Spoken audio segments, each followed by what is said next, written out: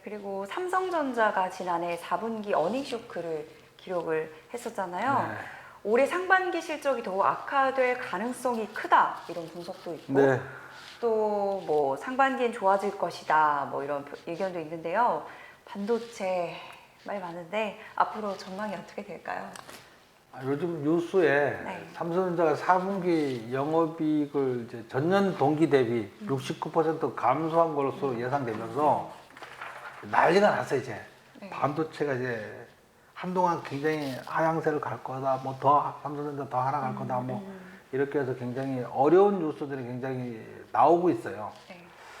그런데 이제 시장 조사업체인 트렌드포스에서는 직전 분기와 비교해서 올해 1분기에 D램 가격이 15에서 20%, 낸드 플래시 가격이 10에서 15% 하락할 것으로 예상하는데 네. 이상한 게 하나 있어요. 1월 4일부터 최고 삼성전자 하이닉스가 굉장히 많이 올랐어요.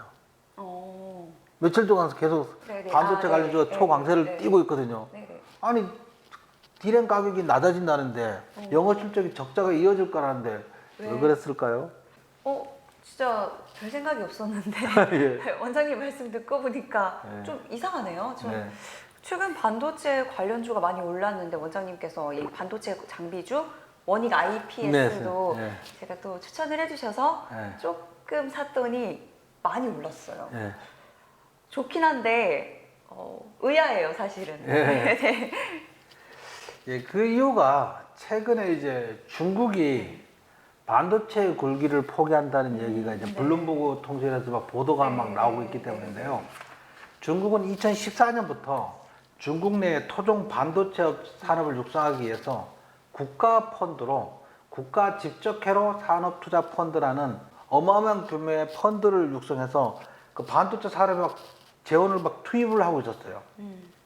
총 450억 달러로 우리나라 돈으로 약 한 57조 원 정도의 돈을 투자를 하고 있었는데 이 펀드는 이제 최대 파운드리 업체인 SMIC 중국에서 이제 중심 거지하고 그다음에 중국 국영의 양주 메모리 이 반도체 지원을 막 하고 그랬었거든요.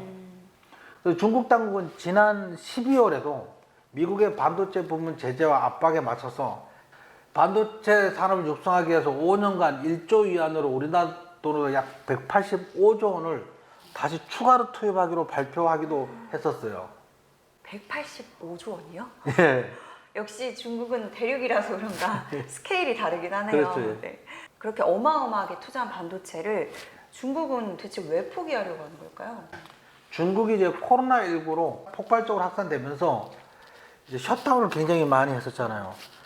전 세계가 이제 뭐 아스트로제네카나 화이자나 이런 백신을 막 맞고 이제 그 면역 체계를 갖추고 있는데 중국은 자국 백신을 고집하다가 이제 와도 더 막 확산되고 막 그러고 있잖아요. 네, 네.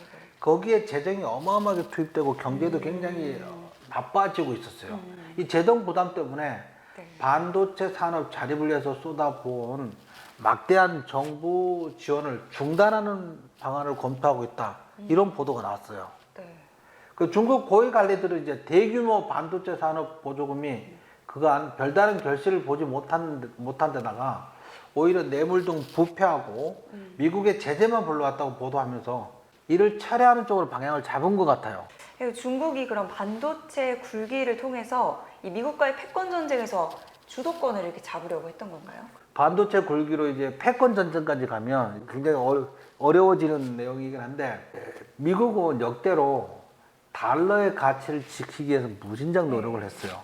달러의 권위에 도전하는 나라들은 무참히 밟아버리기도 하고 네. 이란을 대표적인 나라 이란하고 베네수엘라인데 막 악의 축으로 몰기도 하고 최근 중국을 굉장히 경제적으로 압박하고 중국산 반도체를 장착한 물건에 대해서 수입을 금지하고 막 이런 것도 중국이 달러의 패권에 미국의 권위에 도전하는 것을 억제하기 위해서 그런 정책을 막 한 거거든요. 이 같은 움직임이 이제 미국의 패권에 도전하고 네.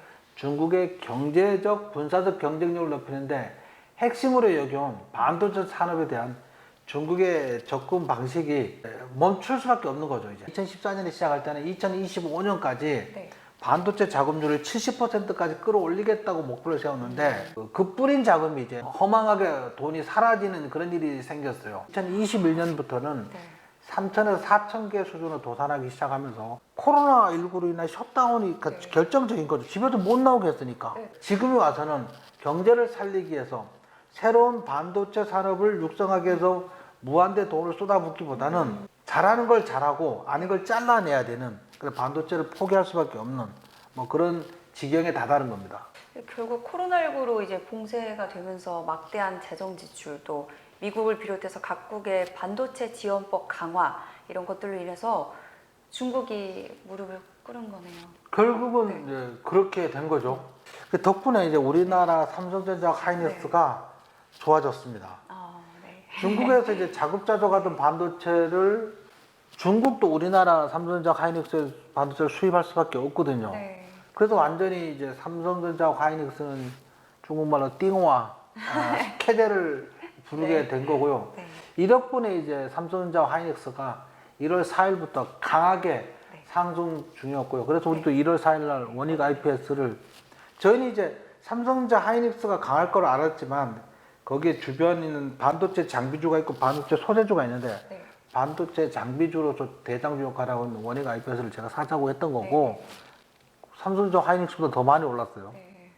네. 그래서 수익 중입니다. 믿습니다. 예.